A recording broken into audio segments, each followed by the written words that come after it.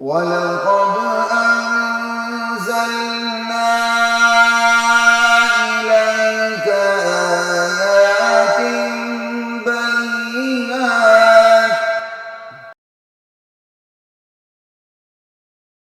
اب اگلی بات کرتے ہیں کہ جو اللہ تعالیٰ نے یہ کہا جب کسی پر مصیبت پہنچے تو وہ یہ دعا کرے انا للہ و انا الیہ راجعون اللہم اجرنی فی مصیبتی واخلف لی خیرا منہا۔ یہ آپ نے پڑھنا ہے۔ تو جو اللہ تعالیٰ کے حکم کی تعمیل ہے اس کے 3 درجے ہیں کہ ہم نے کس طرح پڑھنا ہے، اس کے 3 درجے ہیں۔ سب سے اعلیٰ درجہ یہ ہے، سب سے اعلیٰ درجہ یہ ہے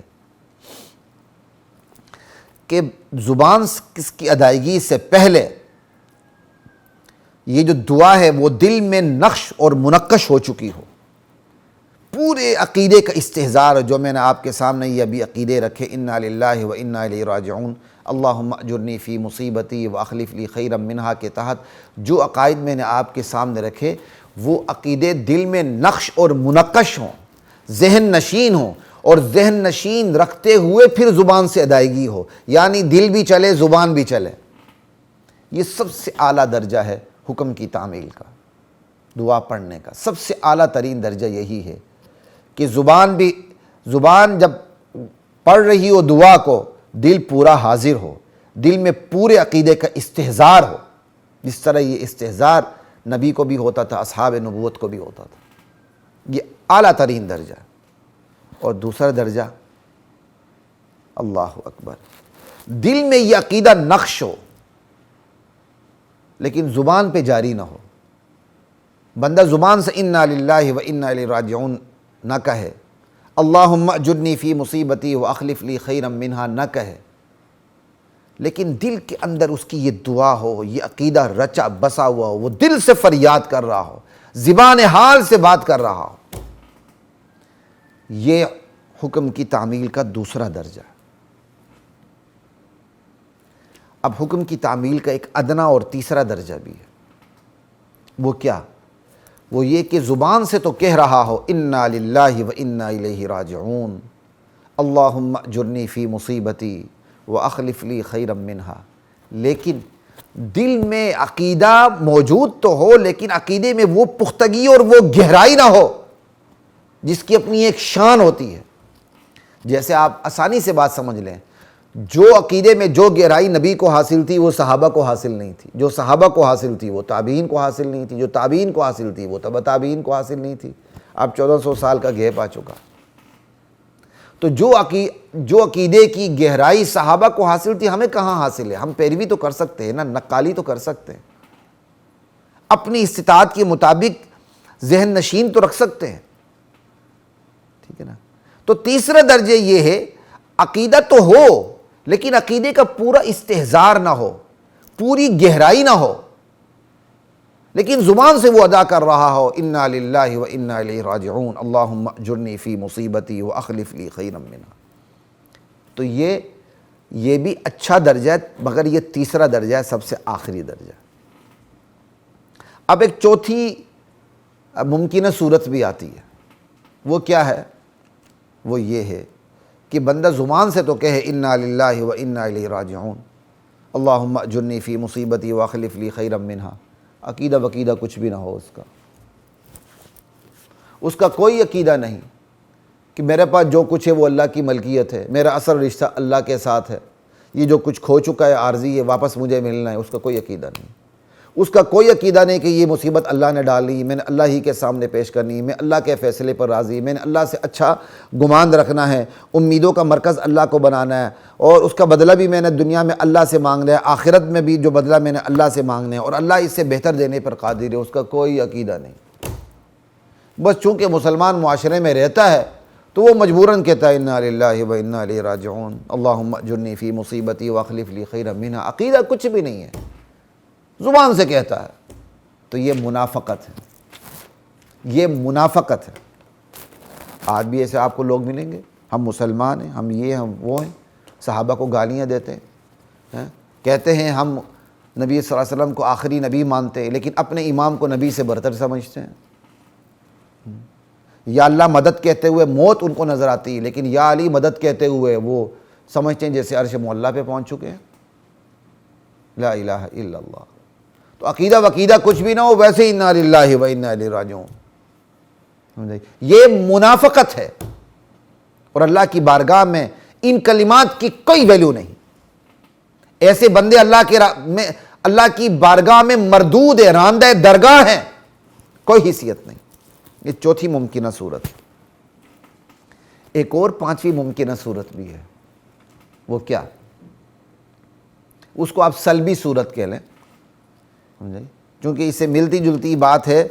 جو 3 درجے تو قبولیت کے ہیں، چوتھی صورت وہ عدم قبولیت کی لیکن منافقت کی ہے۔ پانچویں صورت بھی اللہ کے ہاں قابل قبول تو نہیں، لیکن وہ صریح کفر اور الحاد کی ہے۔ وہ کیا؟ نہ اس کا عقیدہ ہے، نہ وہ زبان سے کہتا، اس کا کوئی عقیدہ نہیں کہ ہم اللہ کی ملکیت ہے، ہمارا اثر رشتہ اللہ سے ہے، جو کھویا ہوا عارضی ہے سب کچھ واپس مل جانا ہے۔ اس کا کوئی عقیدہ نہیں کہ مصیبت اللہ کی طرف سے ہے، میں نے مصیبت اللہ کی بارگاہ میں پیش کرنی ہے، اور میں اللہ کے فیصلے پہ راضی ہوں، اللہ سے میرا اچھا گمان رکھنا ہے، اللہ سے میں نے دنیا اور آخرت کا اجر صرف اللہ سے مانگنا ہے، اللہ اس سے بہتر دینے پہ قادر ہے۔ اس کا کوئی عقیدہ نہیں، نہ اس کا عقیدہ ہے، نہ وہ زبان سے کہتا ہے انا للہ و انا الیہ راجعون اللہم اجرنی فی مصیبتی واخلف لی خیرا منہا۔ نہ وہ زبان سے کہتا ہے، نہ وہ دل سے کہتا ہے، نہ اس کا عقیدہ، نہ وہ زبان سے کہتا ہے، بلکہ وہ تو کہتا ہے یار بیٹھو آرام سے، یہ سب علت و معلول کا چکر ہے۔ بس دنیا میں ایک قانون قدرت ہے کہ نیچر کام کر رہی ہے، بس ایک نیچر خود بخود سے کام کر رہی ہے، علت و معلول کا چکر ہے، کوئی وجہ ہوتی جس کی وجہ سے کوئی حادثہ پیش آ جاتا ہے، بس اس سے زیادہ اس کی کوئی حیثیت نہیں۔ دنیا میں پہلے بھی آفتیں آتی رہتی ہیں، سیلاب آتے رہتے ہیں، طوفان اٹھتے رہتے ہیں، انسان مرتے رہتے ہیں، پیدا ہوتے رہتے ہیں، بس وما یہلکنا الا الدہر، سمجھ آئی؟ تو یہ علت و معلول کا چکر ہے، اس میں کوئی خدا کا عمل دخل نہیں ہے۔ انا للہ و انا الیہ راجعون محض ایک فزیکل لا ہے، سمجھ آئی؟ اور اس میں کیا کہتے ہیں، کوئی خدا کا عمل دخل نہیں، اور بس کوئی وجہ ہوتی اس کی وجہ سے کوئی حادثہ پیش آ جاتا ہے، اس کے علاوہ کچھ بھی نہیں۔ وہ اسی قانون کو سب کچھ سمجھتا ہے اور کسی کو کچھ نہیں سمجھتا۔ ویسے آپ کو ایک بات بتا دوں، اللہ کو تسلیم کرنا بندے کی فطرت ہے، وہ اگر اللہ کو تسلیم نہیں کرتا تو کسی پتھر کو ضرور تسلیم کرتا ہے۔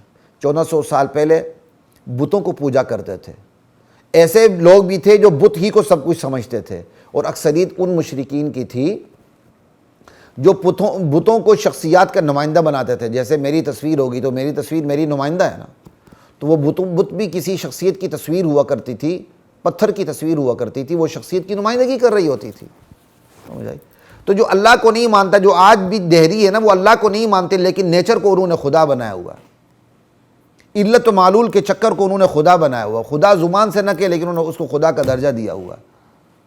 یہ کائنات میں کیا ہے؟ انرجی کام کر رہی ہے، بس ایک انرجی کام کر رہی ہے۔ آج نیا نظریہ انرجی کام کر رہی ہے، انہوں نے انرجی کو خدا کا درجہ دے، وہ خدا کا درجہ دے بیٹھے ہیں۔ یہ انرجی بھی خدا کی طرف سے، اس تک وہ نہیں پہنچتے۔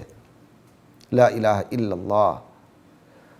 تو پانچویں صورت یہ ہے، نہ اس کا عقیدہ ہے، نہ وہ زبان سے کہتا ہے، وہ صرف اور صرف علت و معلول کا چکر سمجھتا ہے۔ اس کے نزدیک کوئی کیا کہتے ہیں قانون اخلاق نہیں، قانون مہلت نہیں، قانون مکافات عمل نہیں، قانون رحمت نہیں، قانون زحمت نہیں، جو کچھ ہو رہا ہے خود بخود ہو رہا ہے۔ نہیں بھائی، یہاں جہاں فزیکل لا کام کر رہا ہے، جہاں قدرت کے قوانین کار فرما ہیں، یہ قدرت کے قوانین بھی قادر مطلق کی طرف سے کار فرما ہیں۔ یہاں صرف فزیکل لاز نہیں ہیں، یہاں صرف محض قوانین قدرت نہیں ہے جن سے فلسفہ اخلاق باہر ہو، جن سے فلسفہ اخلاق باہر ہو، یہاں اخلاقی قوانین بھی ہیں۔ یہاں اللہ تعالیٰ بندے کو مہلت بھی دیتے ہیں، قانون مہلت ہے۔ یہاں اللہ تعالیٰ مہلت دینے کے بعد بندے کو پکڑتے بھی ہیں، قانون مکافات عمل ہے۔ یہاں اللہ رحمت کا بھی معاملہ کرتے، قانون رحمت ہے، اللہ تعالیٰ درگزر کر دیتے ہیں۔ یہاں قانون زحمت بھی ہے، اللہ تعالیٰ اپنی پوری گرفت فرماتے ہیں۔ یہ دنیا ہے، یہاں کوئی چیز نہ حسن اتفاق کا نتیجہ ہے، نہ سوء اتفاق کا نتیجہ ہے۔ یہ اتفاقات کی دنیا نہیں، یہ اللہ کی بنائی ہوئی دنیا ہے، اور یہ منصوبہ ساز اللہ کی منصوبہ بندی کے تحت چلنے والی دنیا ہے۔ یہاں جو کچھ ہو رہا ہے وہ منصوبہ ساز کی مرضی سے ہو رہا ہے، اور یہاں جو کچھ نہیں ہو رہا وہ منصوبہ ساز کی مرضی سے نہیں ہو رہا۔ یہ بات یاد رکھیے گا، یہاں محض کیا کہتے ہیں علت و معلول کا چکر نہیں، خدائی قوانین تمام کے تمام کار فرما ہیں۔ اللہ اکبر، لا الہ الا اللہ۔ اللہ کی ذات مجھے اور آپ کو اس حدیث پر عمل کرنے کی توفیق عطا فرمائے۔ اور اس وقت جو ہمارا ملک 2022 چل رہا ہے، اور آج ستمبر کی پہلی تاریخ ہے، کیوں احسان؟ آج 1 ستمبر 2022 ہے، اور ہمارے ملک کا اکثر حصہ سیلاب زدہ ہے۔ بلوچستان ہو، گلگت بلتستان ہو، پنجاب، جنوبی پنجاب ہو، سندھ کا علاقہ ہو، جو اس کے نشیبی علاقے ہیں، یہ سب سیلاب زدہ، آفت زدہ ہیں۔ ہم ایک آزمائش سے گزر رہے ہیں، کہیں اللہ کا عذاب ہے، کہیں اللہ کی آزمائشیں۔ اس کی مختلف صورتیں، آزمائشیں کیوں اترتی ہیں، اس پہ انشاءاللہ ہم مستقل پروگرام کریں گے، تو تاکہ کنسیپچولی تھوڑی سی ہم کلیئر بھی ہو سکیں۔ بہت سے لوگ سوالات بھی کرتے ہیں کہ بھئی یہ عذاب ہے، آزمائش ہے، یا ٹیکنیکل فالٹ ہے، یا کیا ہے؟ اس پہ بھی انشاءاللہ ہم ایک مکمل پروگرام کریں گے اللہ تعالیٰ نے چاہا۔ بہرحال اس وقت ہمارا ملک آفت زدہ ہے، ہم بے بس ہیں خدا کی خدائی کے سامنے، ہم اللہ بادشاہ کے سامنے بے بس ہیں۔ ہم بے بس اپنی بے بسی کو، بے کسی کو اللہ کے سامنے رکھتے ہوئے اللہ سے فریاد کرتے ہیں، یا اللہ تعالیٰ ہم تیرے آخری نبی کی امت ہیں، ہم پہ فضل فرما، ہم سے یہ مصیبت دور فرما، اور اس مصیبت میں جو کچھ ہم کھو چکے ہیں مولا کریم ان سے بہتر ہمیں عطا فرما۔ تیرے لیے کوئی مشکل نہیں، تو ہی مشکل کشا، تو ہی حاجت روا، تو ہی نزدیک و دور اور نزدیک سے پکار کو سننے والا، اور اس کی پکار پر تو جوابی کارروائی کرنے والا۔ تیرے سوا کوئی مشکل کی گرہ نہیں کھول سکتا، تیرے سوا کوئی حاجت کو پورا نہیں کر سکتا، تیرے سوا کوئی عزت نہیں دے سکتا، ذلت نہیں دے سکتا، آباد نہیں کر سکتا، برباد نہیں کر سکتا، تخت سلطنت پہ نہیں بٹھا سکتا، تخت دار پہ نہیں چڑھا سکتا۔ مولا کریم جو خوشگوار چیز ہوتی وہ بھی تیری طرف سے، جو ناگوار چیز ہوتی وہ بھی تیری طرف سے۔ یہ ساری تیری قدرت کے کرشمے ہیں مولا کریم۔ ہم سے اس آزمائش کو ختم فرما، ہمارے لیے رحمتوں کا سامان فرما، اور جو کچھ ہم کھو چکے ہیں اس سے بہتر بدلہ ہمیں نصیب فرما۔ اسی کے ساتھ خلیق الرحمن کو اجازت دیجیے۔ السلام علیکم ورحمۃ اللہ وبرکاتہ۔ وَلَقَدْ أَنزَلْنَا